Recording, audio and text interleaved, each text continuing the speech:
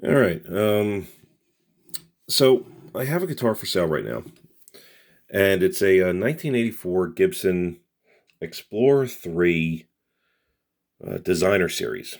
So it's basically a Explorer with three P90s, but it has one of these bridges on here. Now I've gotten a few calls or a few questions about the bridge itself, and this is made by Schaller. It's called a Master Tune Vibrola. So it's strictly only for Gibsons. I don't think that was ever made for any other brand, which is why it has a nice big, Gibson stamp right there.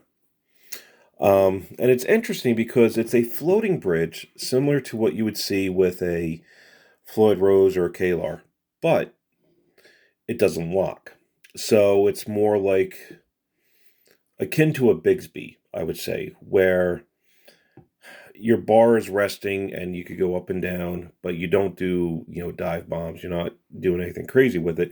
It's a very subtle type of vibrola system. And the way it works is, as you can see, the bridge is actually a separate piece than the rest of the tailpiece assembly. So the bridge itself is a typical Schaller roller style bridge. It uses these pinpoints that go into the hole. So you have one there, the other one there, going into these divots. And it just sits there. And then on the other end, you see this bar. And this bar goes into the actual, we'll call this the block. Hard to say, but the trem part of it. And that's where your movement is. You'll also see here a plus. I'll try to focus in a little bit better. And a minus. So the plus is there. The minus is there. Then you're going to see this little barrel in there with holes in it. That's your tensioner. So if you go from a 10 gauge to an 11 gauge or 11 gauge to a 9 gauge, whatever string you go to, you would turn that plus or minus to increase or decrease the tension on these two springs. And this is how it works. And if you've ever seen the inside of a Kaler, that would be used in a Gibson. It's very similar to that. Again, it doesn't lock though, so this is always free floating. It's ball bearinged, and you can actually see it. Basically all made in Germany. So this thing is fairly heavy duty. It has a proprietary arm that only works with this system. So the arm itself has a very unique shape to the end. It's actually shaped, we're going to say almost like a pyramid that has a tip cut off. And it goes into the cavity.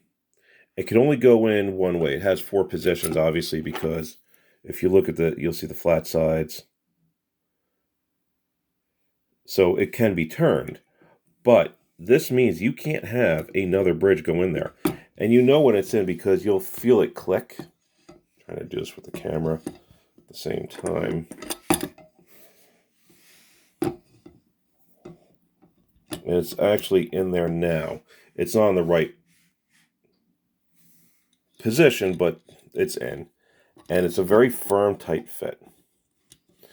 Now, the question is, why do I have this? Well, when I bought the guitar, and this is the guitar right here. It's a little out of focus. There we go.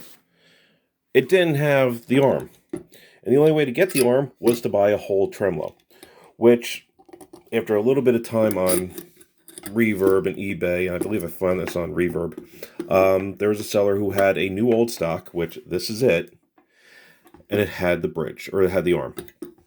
So I bought it, and now I have a complete guitar, which is right here. Pause for a second. And now I got it back on the guitar. And that's the angle it's in. It's in all the way. And someone asked me, how does it work? And, all right, so that's the guitar in tune. Like I said, it's very subtle. But it comes right back to tune. And you could do some extreme stuff here. It's still in tune. And a lot of it has to do with a good setup. Even with the Gibson Explorer headstock, it's not that far off, and you'll see the strings actually have a somewhat straight pull. This guitar also has that really funky camo paint job that's very thick. It's very three-dimensional, which is why it's finished checking all over the place. It has two separate toggles. One is the main toggle for your bridging your neck. The other toggle puts the middle pickup either in or out or by itself, I believe. So some pretty strange, interesting wiring. Just an overall weird guitar, but again, this video is more or less for the trem itself so people see what it looks like and how it works. Anyway, hope you enjoy it.